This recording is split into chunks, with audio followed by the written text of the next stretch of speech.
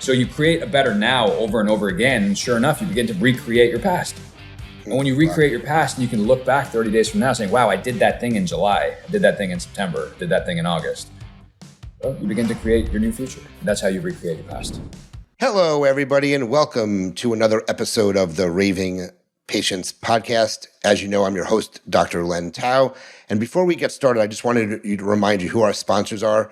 Cloud Dentistry and the Doc Sites are the two sponsors, and they really make it fun for me to do, and I appreciate their support. So if you have a moment, listen to what they have to say during the episode and reach out for some assistance from them.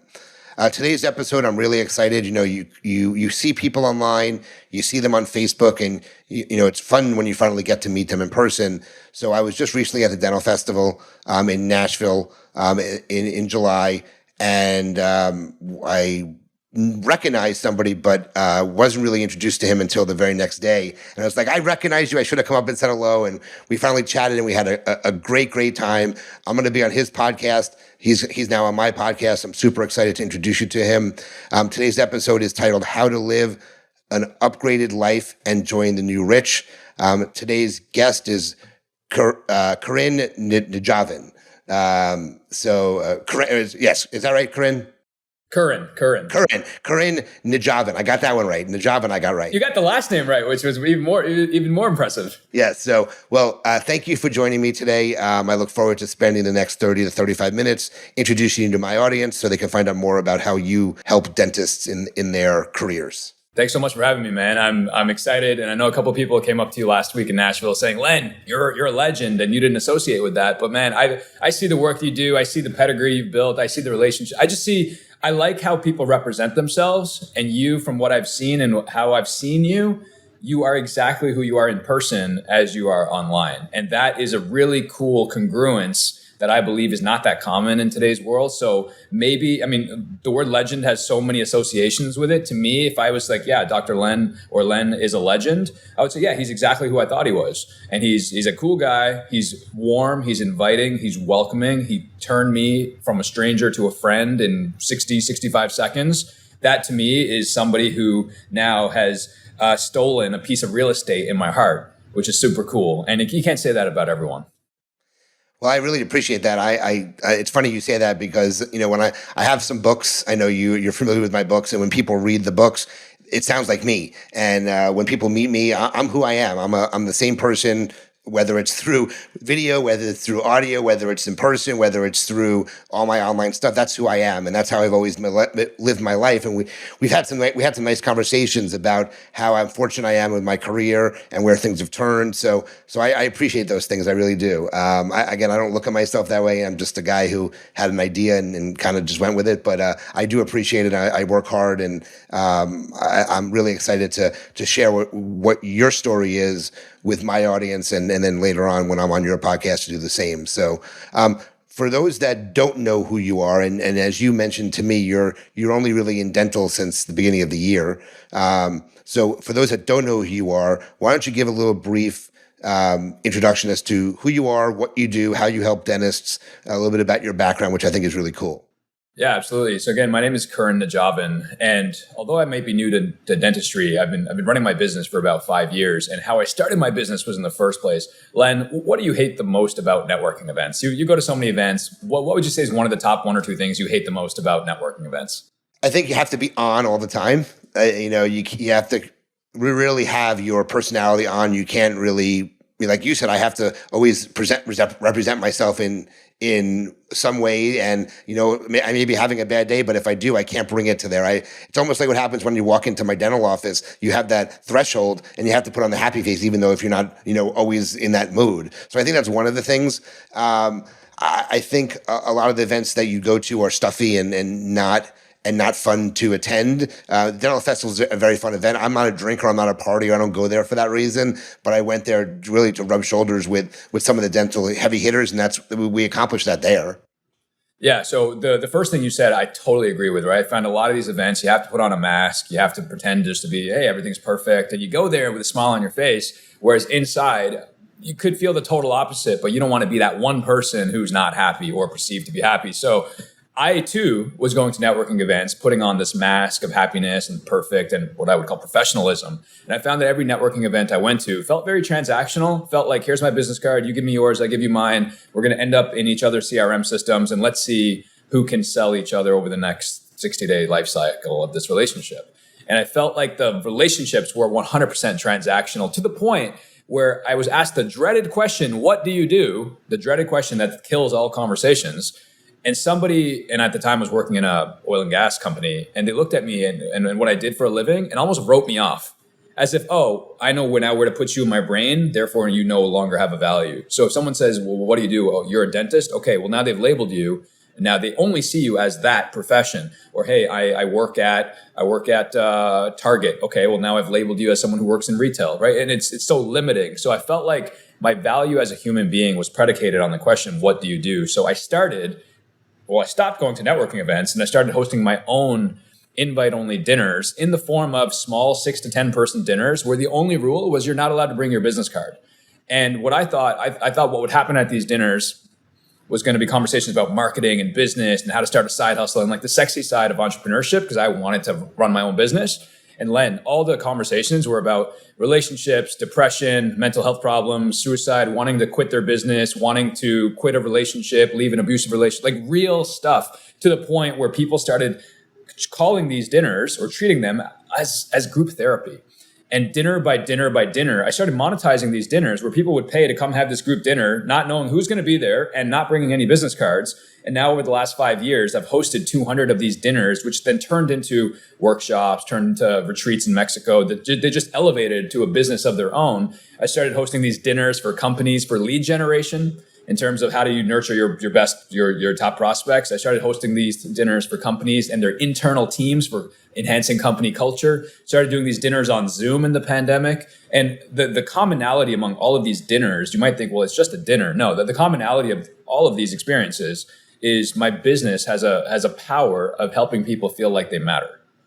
So what graduated from a dinner to now retreats in Mexico to team events in Mexico also, that the commonality has always been people are people. You have the same needs and desires, and I do. And although I might have been working with the label of an entrepreneur for 5 years, I graduated and niched into dentistry this year because the problems I was seeing in the entrepreneurship space of imposter syndrome, burnout, not feeling good enough, always moving the success goalpost, feeling socially isolated, being an introvert, the exact same symptoms, if you will, that an entrepreneur faces in the run of a day were the exact same that the dentist that I was finding myself communicating with were having as well. So again, if you remove the label of a dentist and remove the label of an entrepreneur, and you just treat you begin treating the same pains and problems and treating the same dreams and desires, well, whether you're a dentist or an entrepreneur, it really doesn't matter to me. It's, are you struggling with this thing, and are you looking for a way out? So that's how I niched into dentistry earlier this year.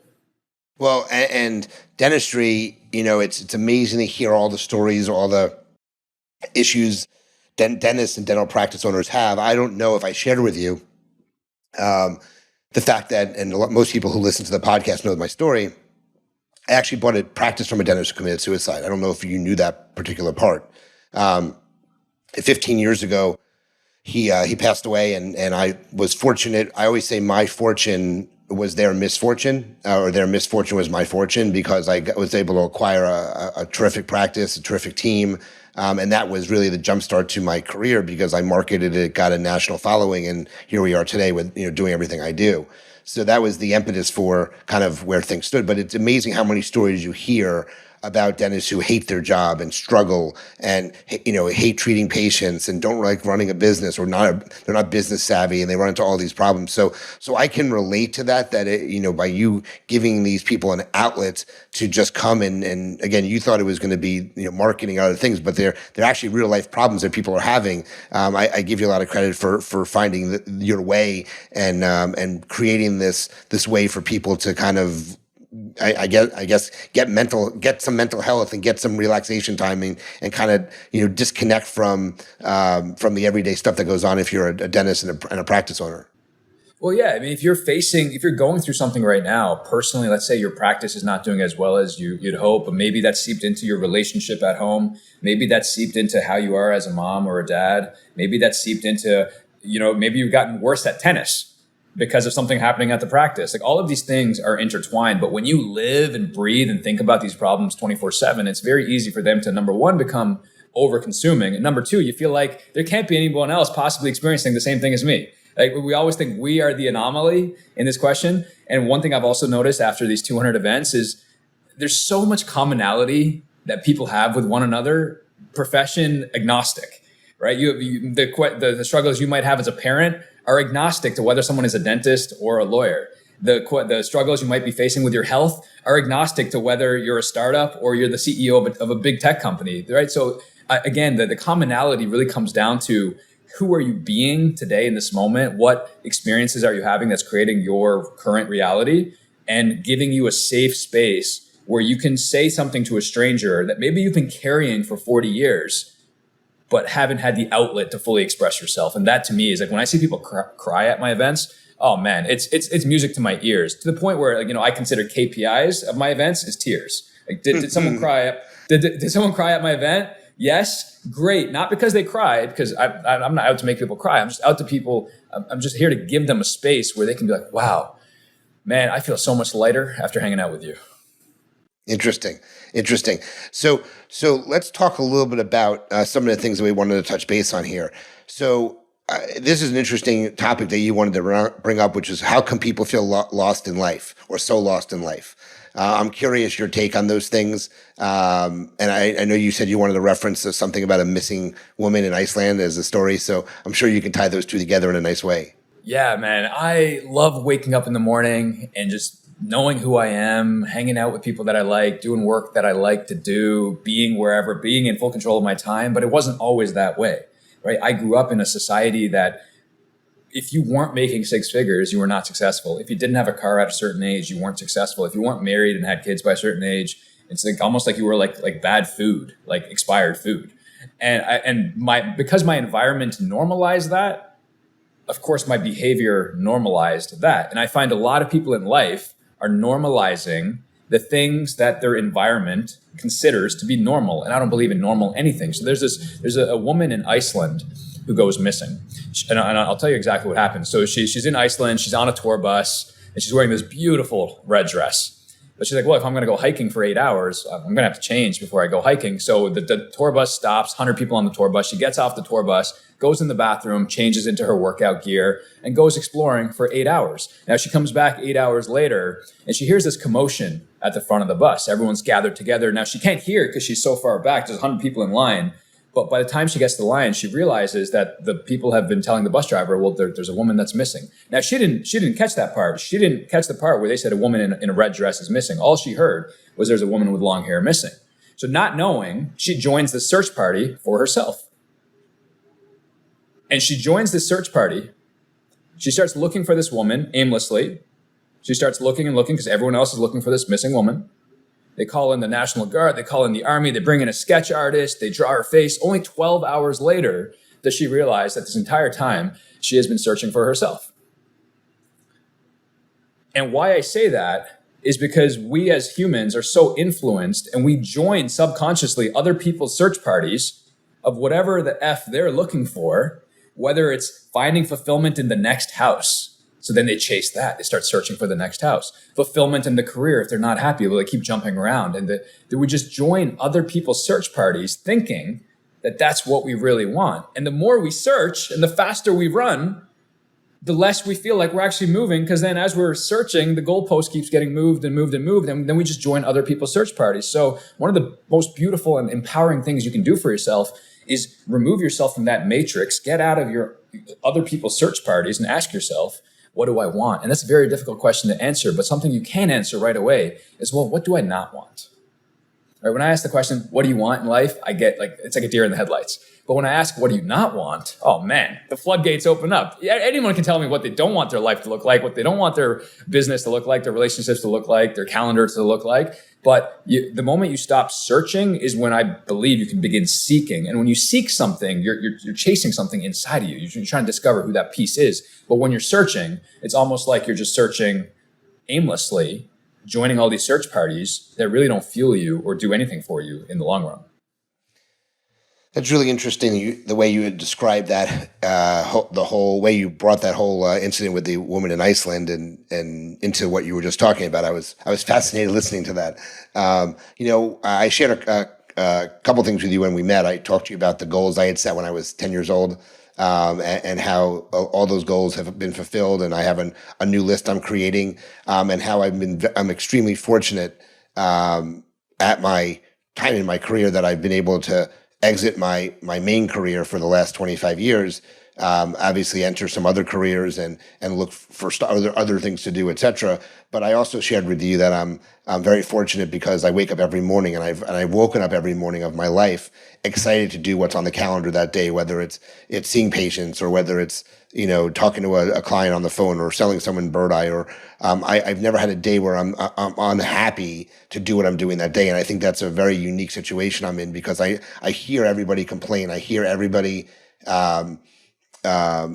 frustrated about things they do, and I'm in a very unique position. So I'm fortunate for that, and I really appreciate the fact that I'm able to do that.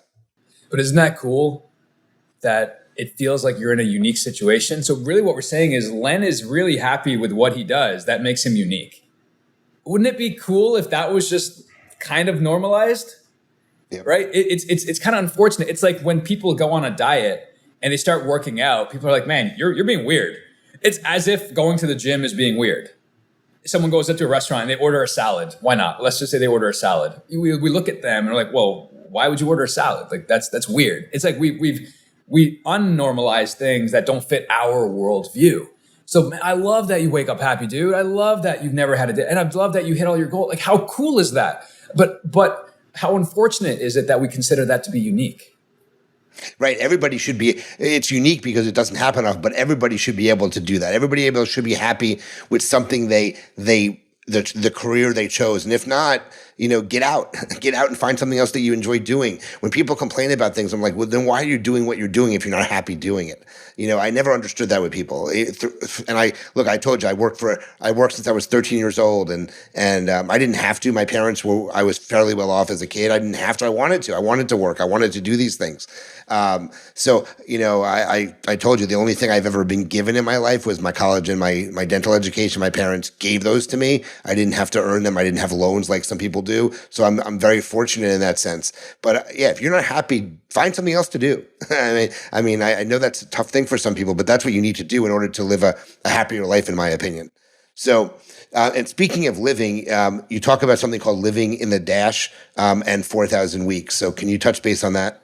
Yeah, man. So I was at a funeral last summer of a guy. I mean, Len, how old are you? Thereabouts. You can give me a range. 40. I'll be 49 in 2 weeks as of this recording. 49. Amazing. So I went to a funeral of a guy who was in his mid 40s. So he was actually younger than you. All right. And he had a full life in front of him, but he grew up with a lot of medical challenges, and he was never supposed to see even 10. And then he was never supposed to see 15. And then he was never supposed to graduate law school. It just wasn't in the cards. And then he was never supposed to turn 40. He did all these things. And then unfortunately, with some serious health complications, he passed away. And at his eulogy, there was this poem someone had read out. And the poem was titled The Dash. And I was blown away by this concept. And the more you read about it, the dash that this woman was referring to in the poem was the dash in between your tombstone, from the year you're born to the dash to the unknown, to the year we're no longer here.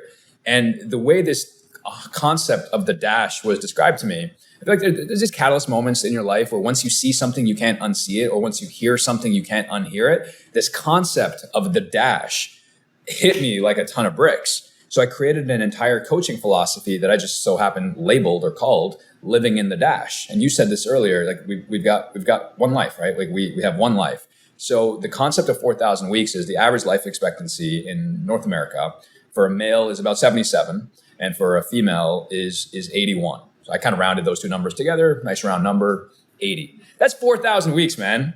That's not a long time. 4,000 weeks, that's it. We just did a week together in Nashville, right? That's one of those 4,000 weeks. So, was Nashville what we wanted? If not, well, how do we make better decisions going forward? So if your last week was not so great and your next week is coming, but you were very unhappy with how last week turned out, but the actions you're doing haven't changed, therefore next week might be the exact same. We think things will change on their own. And I'm a big believer that once you just visualize your life, and if it takes you to visualize your life as a calendar, do it, right? Create a row, 8 columns by 10 rows. Give yourself 80 years and just shade out all the blocks you've already lived. Because if you're 41 right now or 50 right now, and let's say hypothetically you make it to 80, and we don't know what happens with life, we get hit by a bus or something. If you know time is non-refundable, time is ticking. And Len just said, well, if you're not happy, then and why are you choosing to do the same thing? So this concept of living in the dash is, how do we live today, not yesterday, not tomorrow? How do we get more done today than maybe we have in the last couple of years? So that's why living in the dash means so much to me. And this concept of 4,000 weeks is something I'm constantly talking about with my clients or with people that I meet, because we keep saying tomorrow, things will change. Monday we'll go on the diet. Next year we'll do this thing. Next year I'll launch the business. Like when you were launching your first book, something inside of you said, hey, now is the time. I can't delay this till tomorrow. And now you've got your second book coming out. You could have waited another 6 years to write the book, but something inside of you was like, no, I'm not going to wait now. And I think a lot of people are like you in the fact that they've got the ideas, but then a lot of people are not like you because then they don't follow through and execute. So I think living in the dash paired with 4,000 weeks is something that I'm trying to push this movement across the world. I think that's great. You mentioned, you had a funeral last week for someone who was in their mid 40s. Both my parents have passed away. I'm unlucky in that sense, that I'm 48, almost 49, and my parents have both passed away. I have to be honest with you, I haven't had too many close friends pass away though. Okay. My wife, who's 51, or will be 51 in a few weeks, she just had her first friend pass away from cancer she was in 52 or 53 years old. So it's very interesting because one of my mottos from literally when I was a kid, it's in my high school yearbook. It's even on my Facebook page is, live life to the fullest every day. Life is short, play hard, because you never know what's going to end. And you don't. I mean, anybody can walk out today, get hit by a bus or be in a car accident and you're not here the next day. But I like to live my life that way because I want to enjoy every moment of it. And I'm fortunate again that I can do that. And that's a beautiful mindset, my friend. And I definitely subscribe to that type of thinking. So your wife's friend who passed away at 52, who would have known that at 26, she would have been middle-aged? You would have never been able to predict that. Knowing what you know now, how would you ever predict that at 26? That, hey, by the time I'm 52, I'm going to go through cancer. I'm going to go through battles and treatment.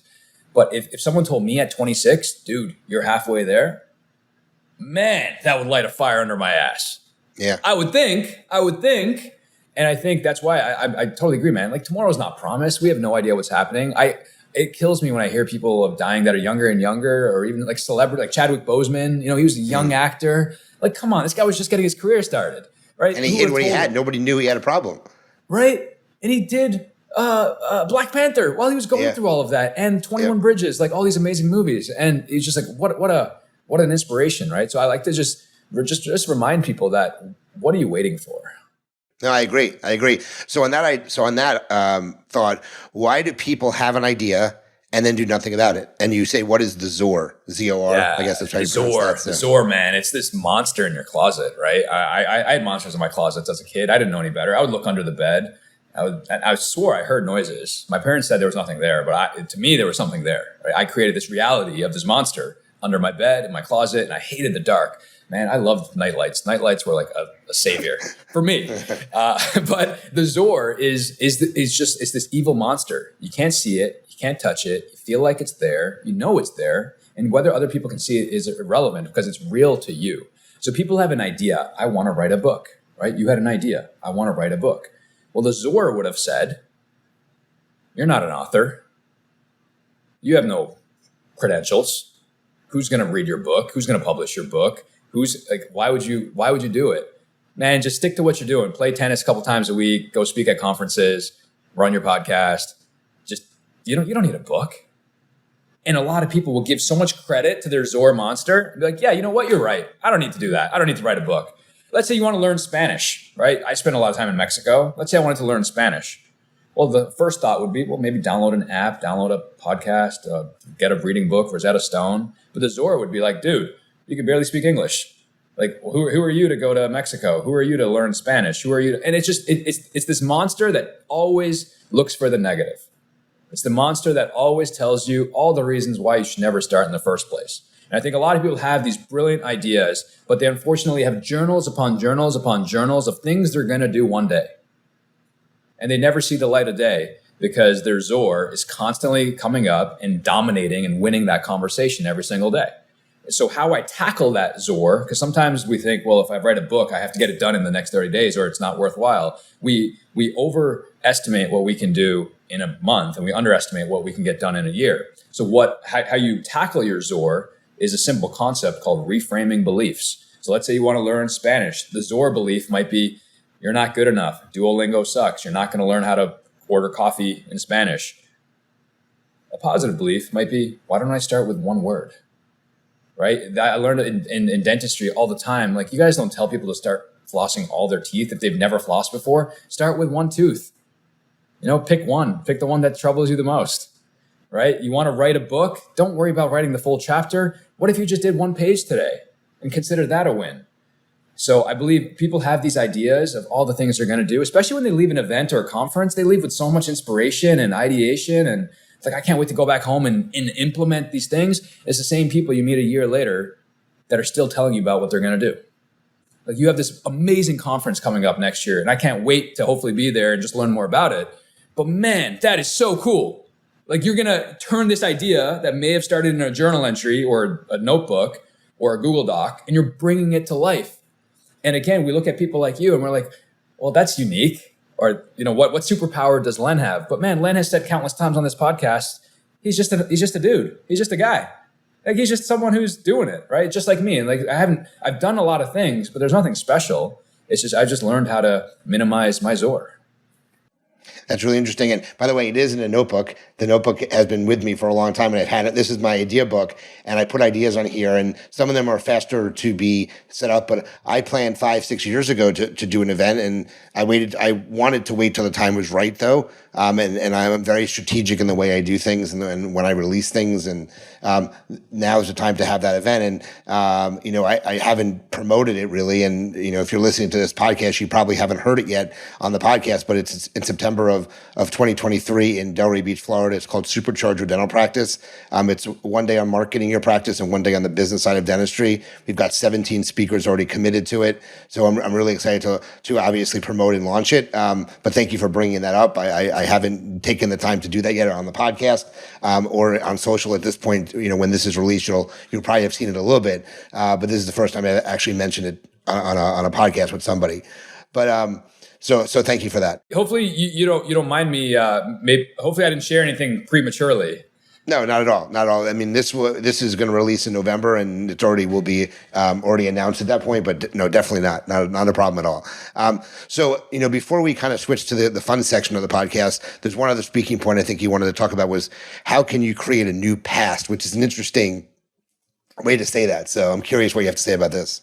Man, how many regrets do you have, Len? Maybe you're the type who doesn't regret a lot of things, but are there things in life you wish maybe you could have done differently? Well, I wish I moved to Florida sooner. I wish I did things. I wish I would have done things sooner, but I don't live that many regrets in my life, to be honest with you, because as I said, I love my life. I love how things have turned out.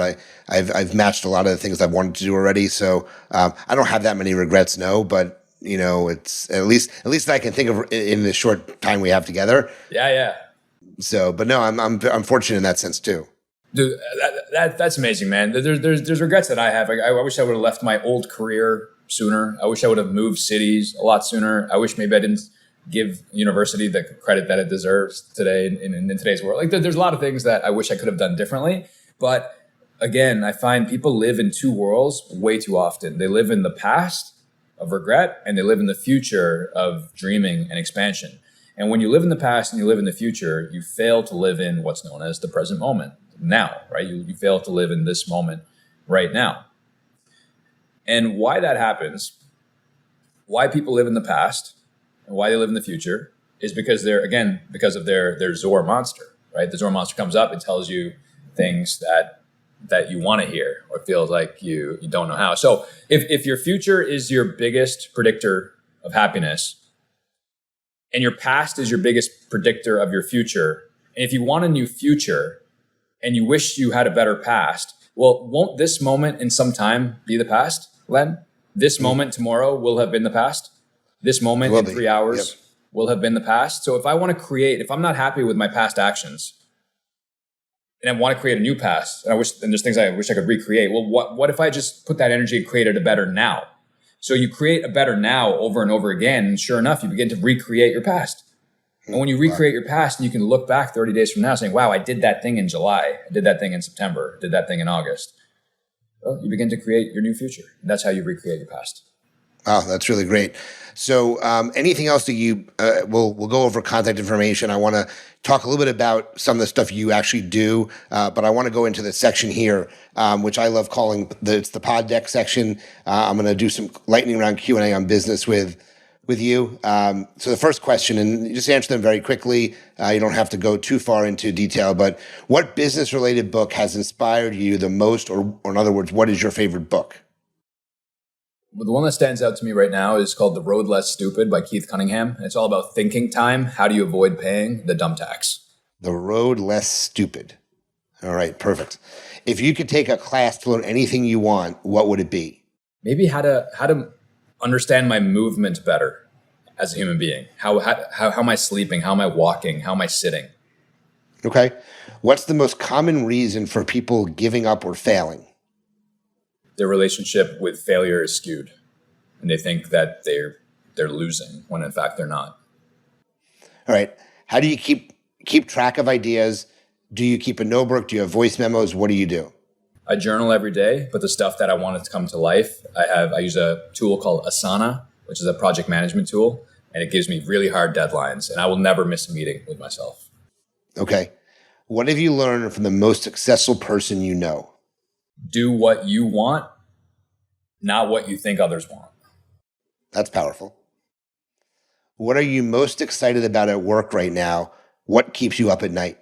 The thing I'm most excited about is this is the first time my Mexico retreat has been sold out this far in advance. And I'm really just amazed and really proud of myself for that. So I'm really excited about my next event in January. And the thing that keeps me up and I'm actually really interested in, I've never been a big, this sounds awkward, but I've never been a big collaborator in my life. Like I've never relied on JV or affiliate relationships to grow my business. Maybe I've been too afraid to ask, but I'm really excited about leaning into relationships from a joint venture standpoint in my business. I think that's going to be a really powerful resource. The thing that keeps me up at night is constantly having to reframe my relationship with money. Okay. What have you given up on that you wish you never had? You know, I gave up on hanging out with certain friends. And I say in the same breath, just because they're high school friends and university friends, there's that bond that's created. But when you start to grow as you get older and maybe your values or your interests change, I do miss that type of friendship in my life. But again, I'm doing what I want, not what, again, society has normalized. How do you stay focused on moving forward and making progress? I only work on projects that give me a hell yeah feeling, which also includes working with people and clients that also replicate that hell yeah feeling. Because I've done things in the past for the money and it never works out. It always leaves you empty inside. Well, these are great. You have great ways to answer these questions. So who is someone in the dental industry you would love to collaborate with, and what would you want to collaborate on? I would want to collaborate with someone like you, actually you in particular. And I say that because you are just getting started on your journey. Like, how cool is it that you're 40, about almost 49, and I feel like you're just you're like me. You're like this inner kid. You have this child inside of you that's willing to burst and come out and just say yes, yes, yes, and do all these amazing things. And I feel like, honestly, like you're just getting started, and look at all that you've already done. But how cool would it be if today was just day one? Because really, I feel like it is for you, and it is for me. So who I would want to collaborate with is right in front of me. And what I would do with them is, well, I've done, 200 plus events. Maybe there's something there. All right, I like that. And last question, what motivates you? Inspiring other people. That's great. So I'm going to extend our podcast by just a couple of minutes longer because I wanted to find out a little bit about your product or your company is known as the Expansion Product. I don't know if we mentioned that.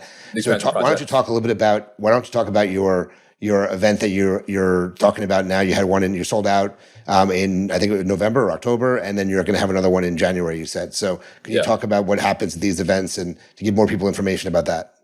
Yeah, again, if you think back to 2016, the reason I started my first dinner in the first place was to host an event that was like no other. I didn't want people to bring business cards. I didn't want to be a transactional event. I didn't know in 2016 that the birth of it now would be called the Expansion Project, and it would turn into these 2.5-day events, typically in Mexico. But I've seen the power of bringing people together, giving them, again, that safe space for them to let go of a lot of baggage so that they can create what I would call their new life.